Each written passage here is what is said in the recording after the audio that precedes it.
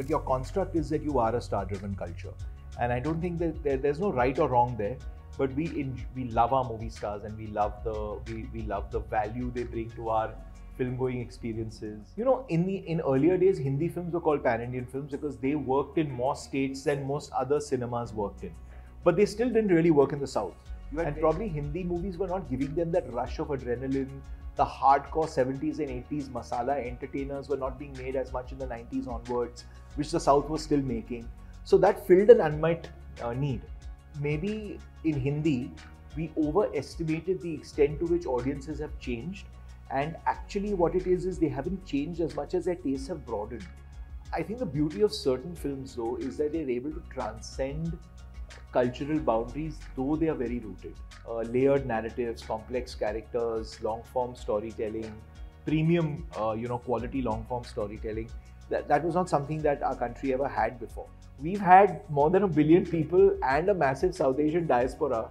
So we were very happy with our 3-hour film with an interval with 6 songs and dance. I mean, we didn't have to change the grammar of our storytelling. You know, when you're making a film for theatres, you're making it for those CT-mar dialogues, you're making it for that communal experience of so many hundred people sitting together, enjoying a Tatya Kalam or a piece of music or a punch. And the content industry tends to be the lowest hanging fruit when it comes to being able to disrupt something, being able to get your 15 minutes of fame.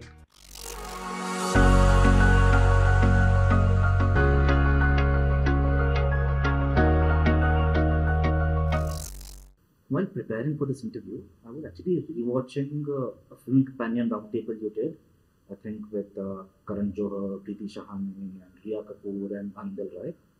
So there were lots of things you discussed over there, all of you, and there was just one thing that struck me that happened in 2018.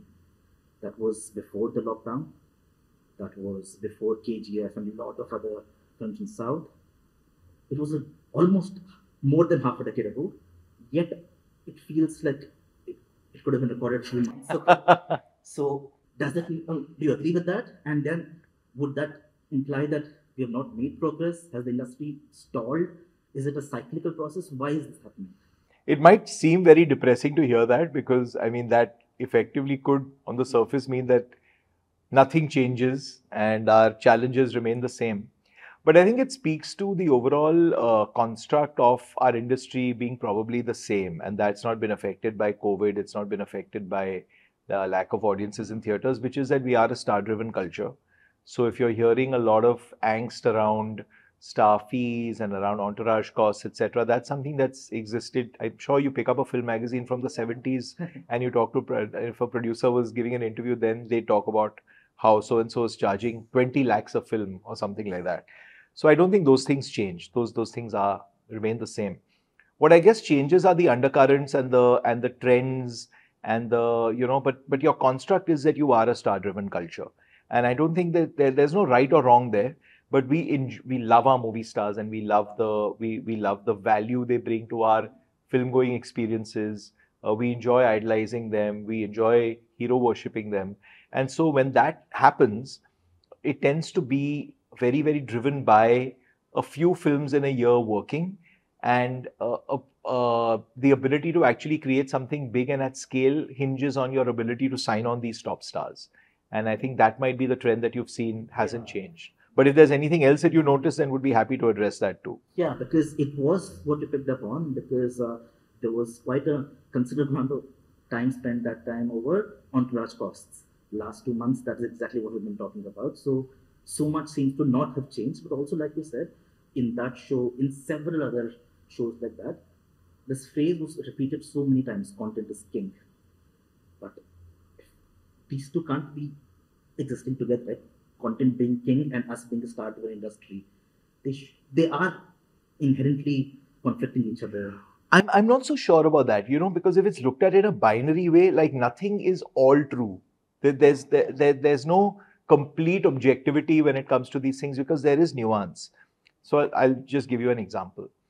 If you look at and here I won't name names, but a star's filmography, even the big stars, the really big stars who actually sell tickets, when they do a film that's not very good, where the script is not very good at all, It might open big, but then it falls like a clunker at the box office on Sunday or on Monday, right? And those films might still do more business than a lot of smaller films do, even if it's a big flop. But when you compare that to the biggest hits of those stars, it falls way behind. And that actually means that while stardom is important, the quality of what you're in is also as important, if not more. Conversely, there are certain films that, like 12th Fail, for example, that opened at 1 crore and ended up at 60 crores. I can't imagine anyone but Vikrant Massey being in the film. But if there was someone who was already a superstar, a younger superstar playing that part, they might not have been as good as him, but it would probably have opened at a bigger number. And then that film might have done even better. So neither thing is all true. But in this business, it's important not to try to create motherhood statements that you believe that you have to follow blindly. So the fact that stars have value doesn't mean they need to not be in good films. They have to be in good films. And the fact that content is king doesn't mean that it can't be enhanced if you have a big star, right? So or they're both true simultaneously is my point. Yes, because I mean, they can both be true and they can both be partially untrue. Exactly. Yes. But also, do you feel, do production houses, producers, filmmakers, do they understand the Indian audience well enough overall? That's a very broad question. Some do and some don't. So the ones that do are the ones that make the hits, and the ones that don't are the ones Enough that... of them understand the audience well enough? Probably not. I think we need to be a little harsh on ourselves when it comes to that, because the fact that our success ratio is still as low as it is means that we probably don't understand the audiences as well as we should. And that's actually exciting and challenging at the same time. That's the fun of this business. Why has not enough resources and money been invested in understanding the market? Because that is ultimately... I wouldn't say it's not been invested. Like there are, one is that hiring the right people with a diverse experience, with diverse life experiences, who understand all parts of the country. That's very important, even more than doing secondary research, right? It's very important to have a mix of people in the room who have a diverse background. That is to start with. And while there have been researches conducted, etc., when it comes to creativity and when it comes to creating something out of nothing, it's not like creating a product, like creating a soap or creating a cold remedy or creating a shampoo, right? Where you do your market research, you figure out what the needs are on a very practical level, and then you meet them, and then you create a brand, and then you sell it. But a film is a story. It needs to touch a chord. So it's very hard to take insights from market research and directly apply them to, okay, let's make a film around the housing crisis in India. Now, I'm sure Zara Hatke Zara Bachke, for example, has touched on a chord.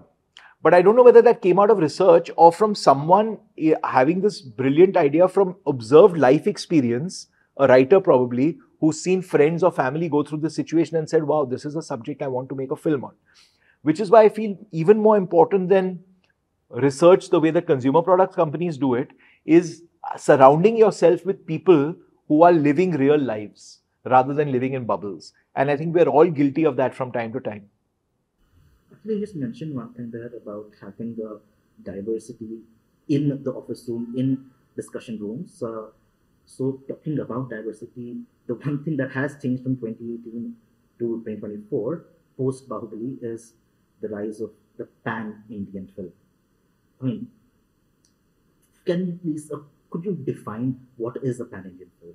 Because so much is said about this, I'm not sure we have a robust enough definition of this. You know, in earlier days, Hindi films were called pan-Indian films because they worked in more states than most other cinemas worked in. But they still didn't really work in the South. You had very few Hindi films really working in the South because the South was a different world altogether. And South films definitely did not work in the North. But I think even pre-pandemic, with the Bahubalis of the world, etc., with a lot of our Hindi channels that started airing dubbed movies, yes, right? That actually brought about the culture of the North audiences being exposed to a lot more South Indian cinema, right? And to start with, it was more about, have you watched this crazy movie in the dubbed version on Star Gold or on, UTV movies or whichever channel was airing them? But slowly, they started enjoying those more and more. And probably Hindi movies were not giving them that rush of adrenaline. The hardcore 70s and 80s Masala entertainers were not being made as much in the 90s onwards, which the South was still making. So that filled an unmet need.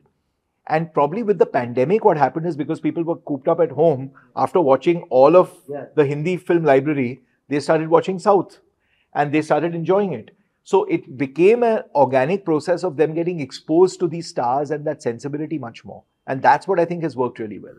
I have two follow-up questions there. So, okay, so first of all, why has this been a phenomenon we see only with the South industries? I mean, if a Telugu film can be watched in North India, perhaps because of kitsch value or whatever be the reason, why can't a Bhojpuri film cross over to Karnataka? I think the Telugu films have a combination of two things. One is the whole Masala entertainer thing, and two is the scale and budget to make it very cinematic. So both things are happening at the same time. You know, they've been able to give people a reason to go to the movie theater because these are experiences they can only enjoy on the big screen, while also giving them that red meat, as I call it, that they want so badly from their Masala entertainers. So about that, so is it fair to say that Hindi filmmakers perhaps assume the tastes have evolved to a point, and tastes actually people still wanted the red meat, but they're That's probably true. I think maybe in Hindi, we overestimated the extent to which audiences have changed. And actually, what it is they haven't changed as much as their tastes have broadened, which doesn't mean that they've stopped liking what they liked earlier. They now also like movies which are more evolved, which have got different kinds of narratives. But that doesn't mean that they don't enjoy their hardcore masala entertainers anymore. And we started making fewer and fewer of those. Also, probably a lot of our filmmakers, because they were influenced by the West, have grown up maybe in a little bit of a bubble in an urban environment, and aspired to make films from Hollywood, films with more layered narratives. And maybe there was some amount of looking down on the filmmaking culture that we had in terms of the kinds of movies that we would now laugh at, you know. So that's a combination of all those things. Whereas I think like Telugu cinema, for example, has stayed very rooted to their cinematic culture and has evolved technically and technologically, but the style, the grammar of that storytelling has still remained quite consistent. I'm not saying it's a good thing or a bad thing, but clearly they've managed to keep pace with the audience. And probably our filmmakers have run a few steps ahead of the audience, thinking that audiences have changed completely, and that's not been the case. Would you not think that that's also partly because there was a phase, I mean, I was just going through literally Wikipedia pages year after year, there were a series of these kinds of films that actually failed. So was the Hindi industry not just reacting to those failures? Which kind of films? You're talking about the big ticket masala. They were probably not very good films. I mean, let's look at it that way. Large enough sample size, maybe more than few films if they're failing over a period of time. Yeah, could be. But the fact is that the same kind of films from the South were working. So I have to see, in my opinion, the audience is always right. So if those films didn't work, they clearly were not very good, right? We can always say before its time, after its time, these are things we do to make ourselves feel good. But if the film better be off its time, right? And so those were probably not very good movies. Also, you mentioned that, say, Telugu films, they've always and they continue to stay rooted to the tradition. Hindi films have never actually been rooted to, say, the Hindi heartland, have they? So they've never had that rootedness, but yet there used to be a time way back in the 70s and in the 90s when they still worked. But now we are looking for where they're rooted, but why was this not an issue back then? I think as our cinema became more realistic, you tended to need to root your characters more. Because in a time when you could just have someone coming from anywhere and not necessarily needing to define them by the ethnicity, by the local culture of where they came from, other than to use it for humor maybe, etc. That was the style in the 50s, 60s, 70s, and probably into the 80s as well. But as cinema started getting more real, then you had to root your characters. Because if you're making a more realistic film, where you probably don't have lip sync songs and dances, you are trying to tell a narrative that's rooted in reality, then you have to root your characters. So the flip side is that by rooting your characters, you are making them very specific to a certain environment. But after this, after the success of the 90s, Bhiku Mhatre was rooted very much in Mumbai, in Satya, yet he reached out to practically all of the... I have to say, Satya was a big hit in Maharashtra and Mumbai. It probably wasn't as big a hit in the rest of the country. And it's one of those iconic movies. And so it's actually, to me, it's sort of irrelevant what the exact commercial success of the film was, because it's become a cult film that's lived on forever. But if you had to look at the raw business, it actually speaks to your point, which is that it did much better in Bombay. It's a fascinating insight, yes, because, yeah, so you try to go a little more realistic, perhaps, if that's the word. And again, if I could say that at the cost of doing that, your films are being more rooted to a particular region, so they're losing the universal touch. Is that a reasonable summary? That's a reasonable thing to say. And I think we're still grappling with being in the throes of that. Because the more realistic you get, the danger is therefore only catering to that audience. I think the beauty of certain films, though, is that they're able to transcend cultural boundaries, though they are very rooted. And I'll use a Dangal as an example of that. You know, very rooted in Haryana, so small town Haryana with a Haryanvi accent, father and two daughters. But it was able to reach out to because the pure humanity of it, where people were reacting. Exactly. I think that, so it depends. It's really, if you're using your milieu and really using it for humor and using it to add the props around the story, and whereas your original story might not be the strongest, then you're in danger of getting very specific to a certain place. But if you're using it just for authenticity and the story is able to shine through and cross boundaries, that's when you can make a universal success. And again, Parasite. Exactly. Because it's about upstairs and downstairs. It's about the haves and the have-nots, right? It's about class. It could be about, in India, you could say it's about caste as well, though that's not how they intended it. But yes, those are stories where and actually you enjoy it even more because you're like, it's such a different culture to mine, but I'm able to relate to it completely. Even, I mean, just one last example. I was watching the trial of the Chicago 7. The political context has got nothing to do with this, but just the fact that there is political oppression, I could relate to that. Absolutely, and a bunch of people are being discriminated against because of the color of their skin. In different contexts, it'll have relevance to so many different cultures. So we were referencing that 2018 interview of yours. So of course, the one thing that you spoke a lot about, all of you spoke a lot about, was this, but also OTT was still pretty nascent at that stage. It's not anymore. There were a lot of doomsday predictions. None of that has really worked out to be true. It has not, much like television didn't eat into films, neither has OTT. But again, let's start with a very broad question. What would your analysis be of what the OTT industry has done to Hindi film industry in particular? I think what OTT has done for creators, for filmmakers, for creators, for writers, for artists, is give them a chance to tell so many different stories that they would not have had a chance to tell on the big screen. Layered narratives, complex characters, long-form storytelling, premium, quality long-form storytelling. That was not something that our country ever had before. And so I think just purely on a creative standpoint, it's given people a huge, huge outlet.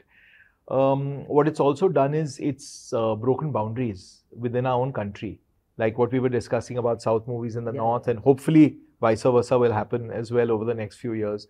It's helped people have access to a treasure trove of content on demand that they did not have earlier, right? And that therefore that discoverability is so much easier. It's also helped our content reach out to the whole world.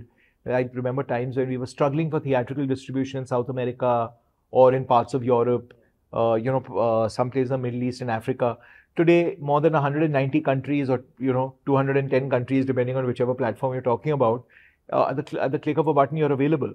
So the ability for you to now be able to cross over is that much higher, which is why RRR had this incredible burst as soon as it appeared on Netflix. So many people were discovering it who might not have had a chance to otherwise.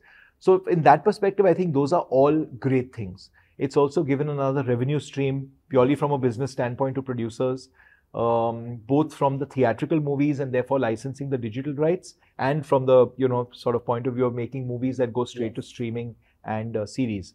So all in all, it's a technological innovation that has been positive for consumers massively, and I think for creators as well.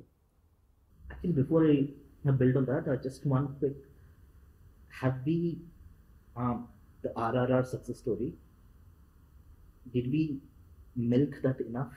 Have we been able to exploit that enough to get an opening into a wide audience for other films, or would that just pretty much be an exception? And you know, these things tend to be one-offs depending on the content. Unless you're a market like Korea, where they've had a state-backed approach to taking the popular culture of the country out to the world. There's been a lot of very thought-through plans that the Korean government has put in place, realizing that the soft power of their country can be enhanced through its music, through its food, through its movies, through its television, through its fashion. And I think that's why you've had the Korean decade in the last decade, right? Otherwise, these will always be the exceptions and not the rule. So you'll have an RRR happen, you'll have a Lunchbox happen, you'll have a Dangal happen, you'll have a few of these bright sparks, but it won't be consistent. Would it be an appropriate comparison if Crouching Tiger hit Dragon? That did it for China, but they couldn't really sustain. And there was no follow-through after that, right? But absolutely. They've done that. So absolutely. Unfortunately, we are pretty much in unfortunately, so far. But I do think that we're on the cusp of being able to do this on a more consistent basis. Fingers crossed. Difficult for us. All the raw material is there. There is, people love yoga, they love Bollywood. So why has this been so difficult? I think we've been victims of our own success in many ways, and our own large captive market, not making us have to reach out to the rest of the world. There's so many cinemas like French cinema, like Iranian cinema, who haven't really had a very strong local market, and therefore, by their very nature, they've had to reach out. We've had more than 1 billion people and a massive South Asian diaspora.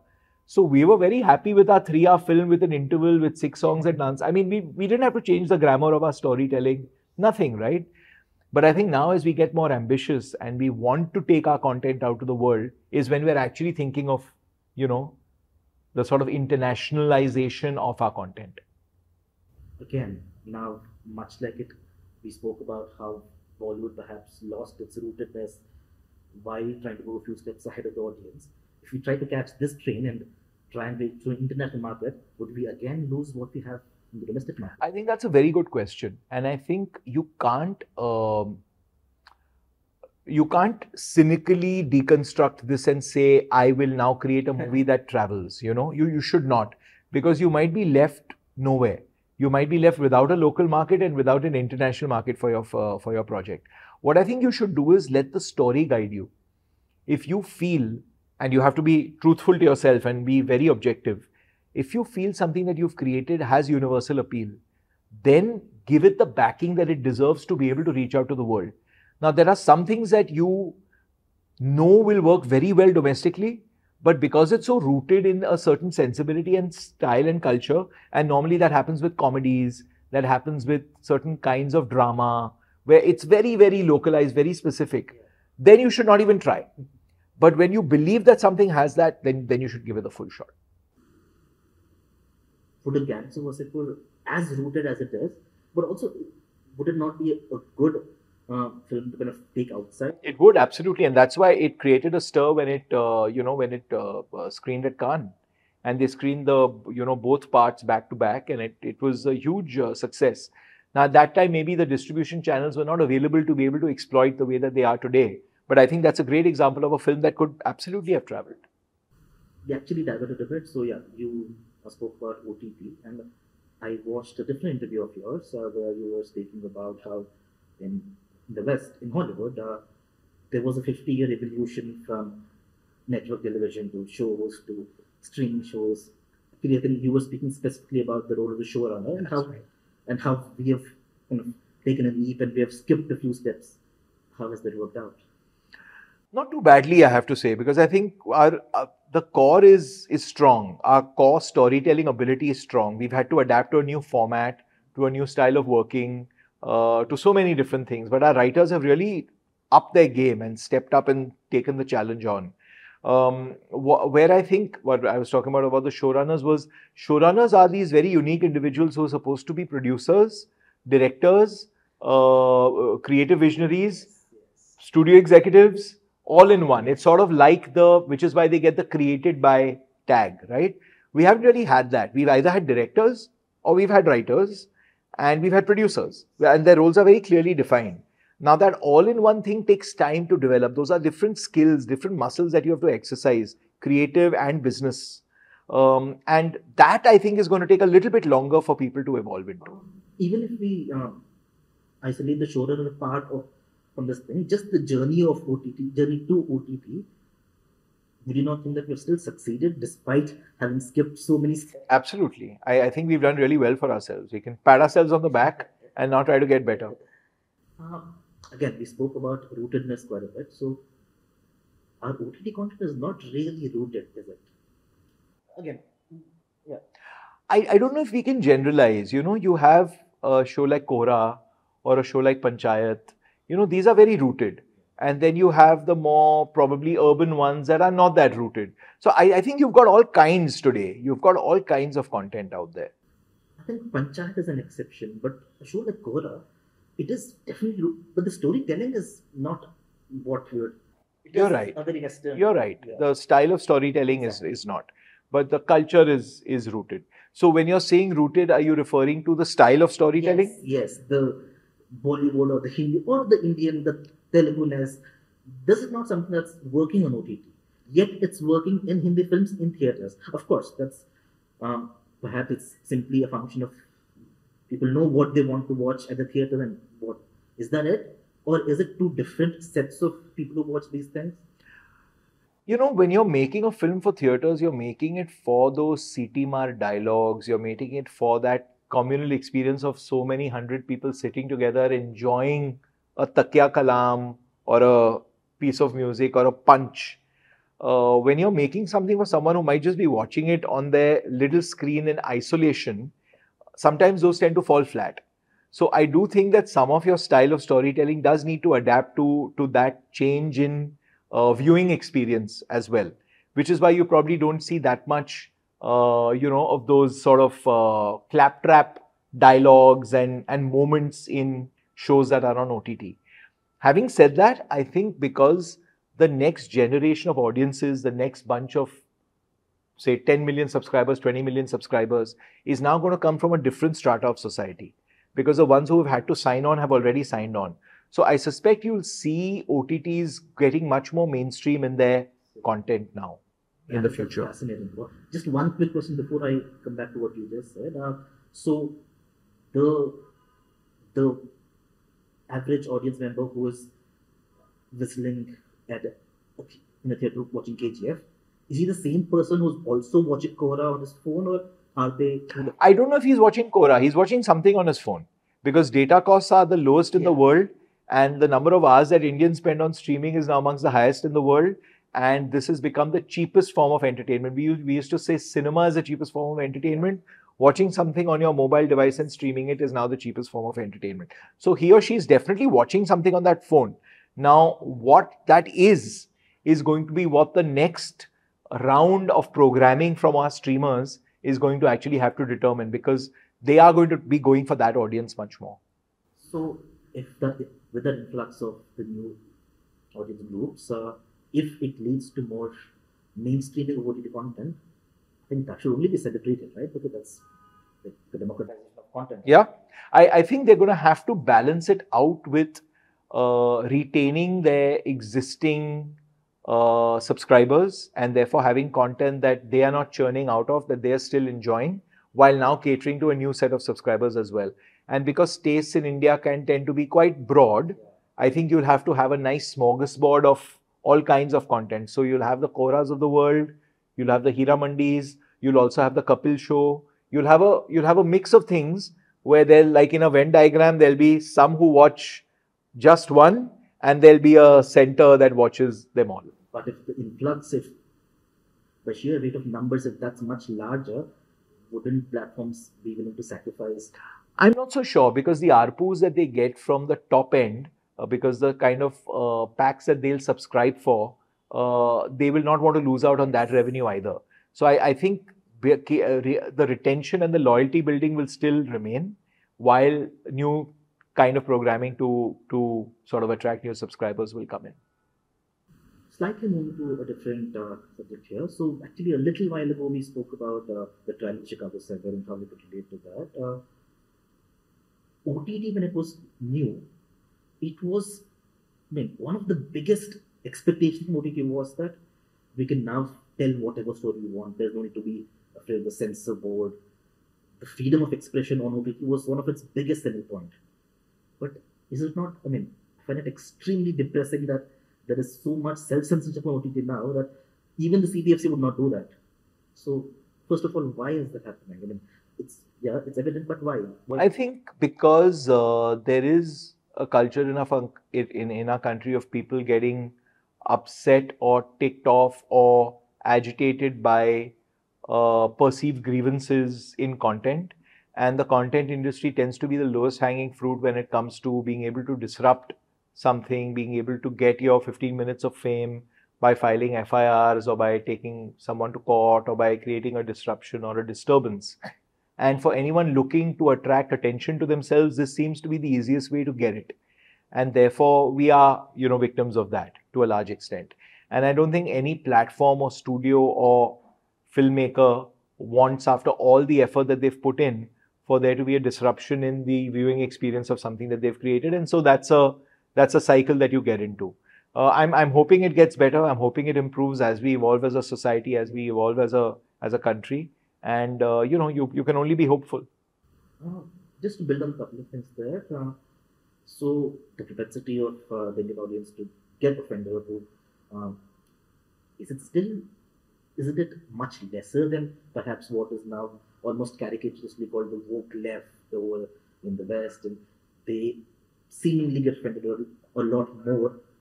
So are we actually that? I think they tend to be different. Ours tend to be cultural, not so much with regard to the correct thing to say or not say, etc. Ours tend to be much more in the religion or the cultural space, etc. The portrayal of gods and goddesses, the way that those things are perceived. That tends to be the things that people get much more, sort of sensitive about. So, but it's a similar principle, right? It's about having a thin skin about these things. And I think different countries have different things that trigger points that sort of set people off. One fundamental question about this, about producers or filmmakers, almost self-censored, but there have been examples where there has been a lot of noise that has been made, but it dies down literally a day or two later. So why not just write that out? It depends from person to person and how much is at stake. So at times, that's really a risk assessment that you need to do, because sometimes it blows over and sometimes it doesn't. So it really depends on what the capacity and the ability to take risk is. Not a blower almost always, barring very, very few cases? Yeah, you're probably right. It does blow over very often. Now, if there are very tangible reasons why now there's a stay on your film or there's something that's just real. But if it's more about the perceived way that things will go from a point in time, then, I do agree that it does make more sense to write it out than to give in. But, there's so much at stake at that last minute. There's so many careers at stake. There's so much money at stake. Things have gone, there's so much effort that's been put into something that you tend to want to follow the path of least resistance at that point of time. In the case of Padmavat, there was a whole lot of noise, and of course, it did escalate to Mr. Bhansali getting slapped by them. So there was a very tangible threat, but it literally, the first day the film released, there was not a word after that. Yeah. So can more people, of course, not the point of it keeps escalating every time, but can that not be just how people deal with it? Every example is different from the other. So I think in the case of Padmavat, it's great the film turned out the way it did and they did the business it did. But for them to even get to that point of release, we in the industry know what they had to go through to get to that phase. So I think no one wishes that on anyone, and you can't blame anyone for wanting an easier route. It depends from film to film and case to case. So also now, in order to kind of bypass this system, what Iranian cinema has done, they make extremely political films which are not overtly political. Why have we not been able to do that as well? I honestly don't think we're at that point yet. I have to say, I'm more hopeful about where we are as a country. I think we're still at a point where we can say certain things in our movies that you probably can't say in Iran. And so I'm still pretty hopeful that we can make films that are political, as long as we're skirting around certain things and not getting caught up in between two sides. We are still making some very political films. It was a pleasure speaking to you, Mr. Kapur. Thank you. Thank you so much.